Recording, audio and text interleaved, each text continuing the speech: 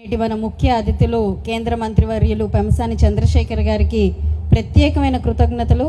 ఎందుకంటే ఇంత మహోన్నతమైన కార్యక్రమానికి ఆయన హాజరవడం, దీన్ని విజయవంతం చేయడం అనేది నిజంగా గుంటూరు ప్రజల యొక్క అదృష్టంగానే నేను భావిస్తున్నాను. 25 సంవత్సరాల నిరీక్షణ, ఎప్పుడెప్పుడా అని ప్రతి ఒక్కరూ కూడా ఎదురు చూస్తున్న ఒక సంఘటన ఈరోజు నిజంగా రూపుదాల్చుకుంటూ దీన్ని మనం ముందుకు తీసుకెళ్తున్న ఒక శుభతరుణం ఆసన్నం అయింది అని అంటే అందులో ప్రప్రథమంగా నేనైతే ఆ భగవంతుడి ఆశీర్వాదం చాలా మెండుగా ఉంది అని అనుకుంటున్నాను. ఎందుకంటే దీని ఎదురుగానే ఇది తొందరగా పూర్తవ్వాలి, మంచి నాయకత్వం ఇక్కడికి రావాలి అని నిరంతరం నిత్య యజ్ఞం జరుపుతూ ఉన్న బొల్లేపల్లి సత్యనారాయణ గారికి ప్రప్రథమంగా ధన్యవాదాలు చెప్పుకోవాలి. బహుశా ఆయన అక్కడ ఎదురుగా కూర్చొని ఈ ఆడిటోరియంని చూస్తూనే నిత్యం హోమం చేస్తున్నారేమో అని అనిపించింది నాకు కూడా. మరి ఆయన ఆశీర్వాదంతోనే ఈరోజు మేము కూడా రాజకీయ ప్రస్థానం నడుపుతూ ఉన్నాము. చాలా చాలా సంతోషం. మరి 25 సంవత్సరాల నుంచి ఎప్పుడు మేము ఒక 15 ఏళ్ల నుంచి గుంటూరులో ఉంటున్నాము. సామాన్య కుటుంబంలో నుంచి వచ్చిన ఒక అమ్మాయిగా లేదంటే ఒక గృహిణిగా ఎన్నోసార్లు గార్డెన్స్ టెంపుల్కి రావడం జరిగేది.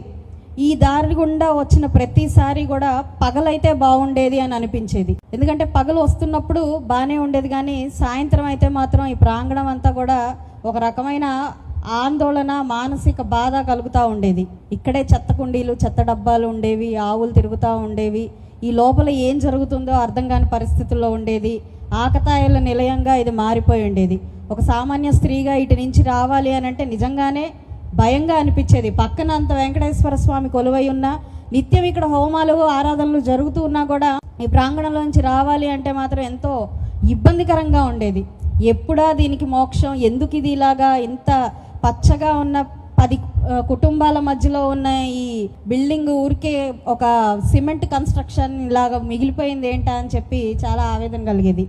అయితే మరి ప్రజాప్రతినిధిగా ఎన్నికై వచ్చిన తర్వాత ఈ ఆవేదన అంతా కూడా బాధ్యతగా మారిపోయింది.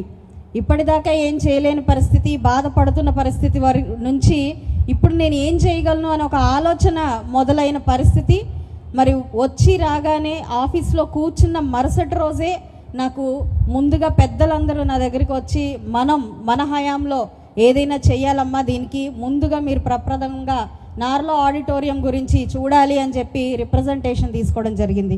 బహుశా నేను ఎమ్మెల్యేగా ప్రమాణ స్వీకారం చేసిన తర్వాత ఫస్ట్ రిప్రజెంటేషన్ తీసుకుంది కూడా నార్లా ఆడిటోరియం గురించే తీసుకున్నాను. అయితే అది ఈ రోజు నిజంగా ముందుకు వెళ్తుంది అని అంటే ఎంతో సంతోషంగా ఉంది. అయితే మహాభారత పర్వాల్లాగా దీనికి కూడా అంత ఈజీగా ఏం అయిపోలేదు ఈ 2 సంవత్సరాలు.